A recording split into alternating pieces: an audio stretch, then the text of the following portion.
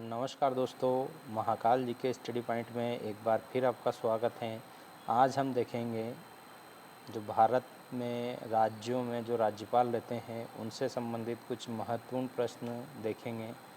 पिछली बार मध्य प्रदेश लोक सेवा आयोग ने भी अपना राज्यपाल संबंधित एक प्रश्न पूछा था कि मध्य प्रदेश के कौन से राज्यपाल जो हरियाणा के मुख्यमंत्री रहे हैं।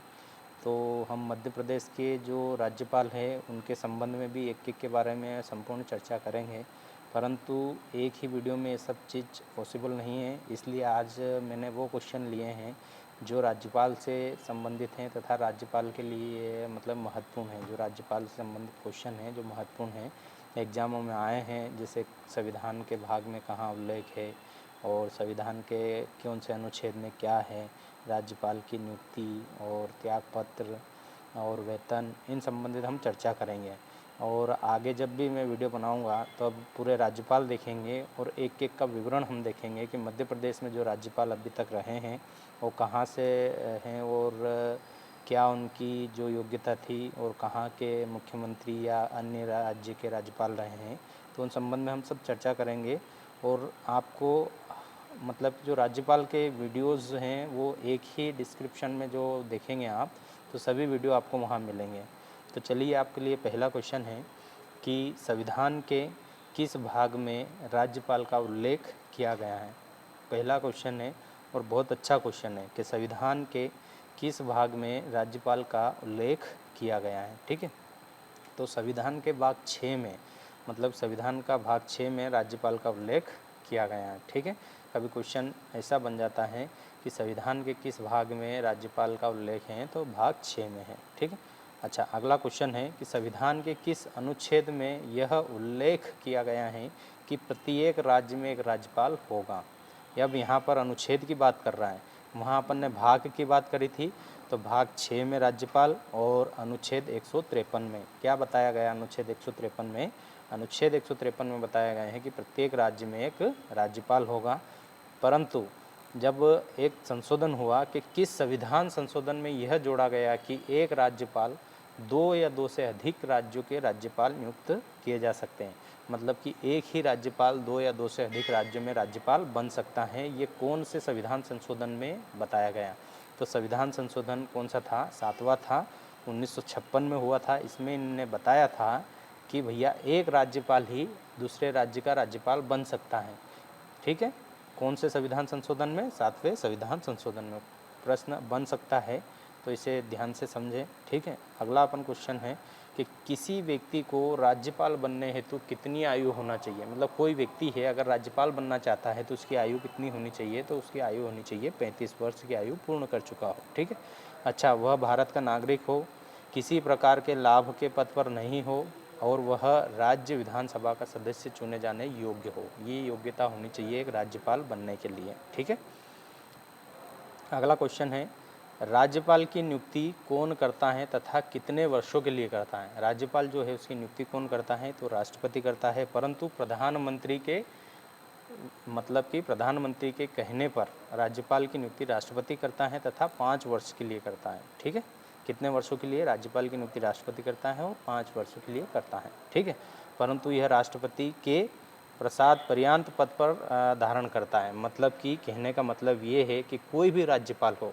उसकी नियुक्ति 5 वर्ष के लिए होती है, परंतु राष्ट्रपति चाहे जब तक ही वो अपने पद पर रह सकता है। ठीक है, राष्ट्रपति ने बोल दिया कि हम तुम्हें यहाँ से हटाते हैं तो उसको हटना पड़ेगा। ठीक है, मतलब कि प्रसाद पर्यंत पद धारण करता है, मतलब उनकी इच्छा के अनुसार, राष्ट्रपति की इच्छा के अनुसार ही पद धारण करता है कि भैया 3 साल हुए आप हट जाओ, 4 साल हुए हट जाओ, परंतु उनकी नियुक्ति राष्ट्रपति 5 वर्ष के लिए करता है।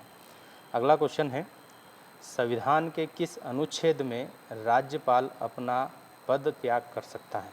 मतलब कि जो राज्यपाल रहता है संविधान के किस अनुच्छेद में बताया गया है कि उसे पद त्याग सकता है, अपना पद को छोड़ सकता है। तो संविधान का अनुच्छेद है 156(2). ठीक है, संविधान का कौन सा अनुच्छेद है, 156(2) में ये बताया गया है कि कोई भी राज्यपाल होगा, जो राज्य का राज्यपाल होगा, वो अपने पद से त्यागपत्र दे सकता है। कौन सा अनुच्छेद है, 156(2).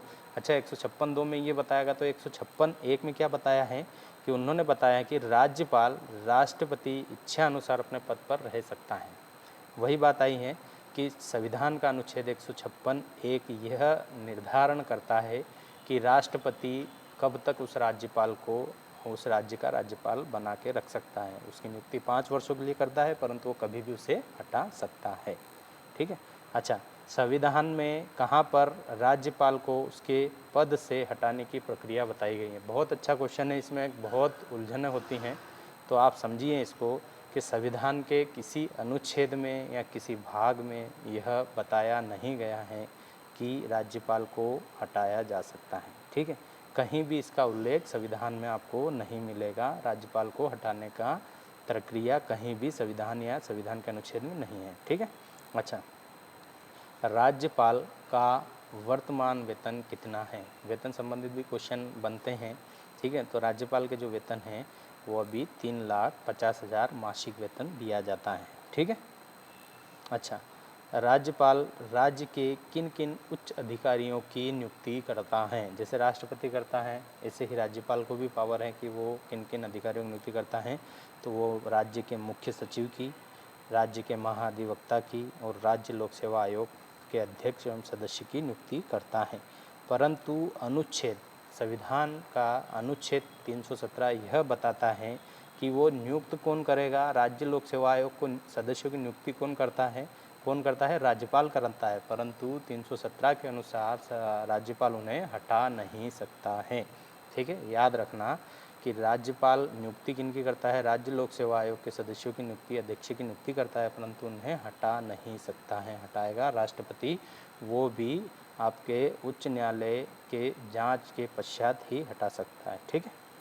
अच्छा, अगला है राज्यपाल मुख्यमंत्री की सलाह पर उसके मंत्रिपरिषद के सदस्यों की नियुक्ति करता है तथा उन्हें अपने पद और गोपनीयता की शपथ दिलाता है। ठीक है, राज्यपाल का एक काम ये भी है कि वो मुख्यमंत्री के सलाह पर उसके मंत्रिपरिषद का गठन करता है। ठीक है, राज्यपाल।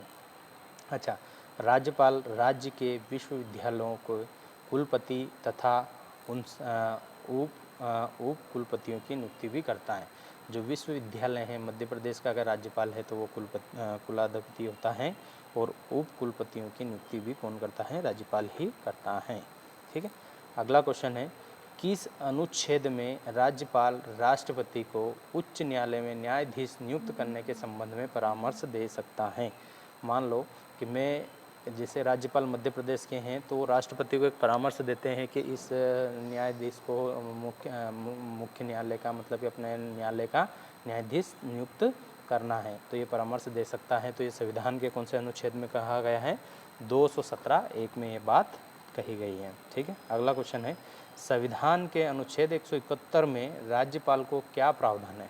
ठीक है, तो संविधान के अनुच्छेद 171 में राज्यपाल को विधान परिषद की कुल सदस्य संख्या का 1/6 भाग सदस्य को नियुक्त करने का अधिकार दिया गया है।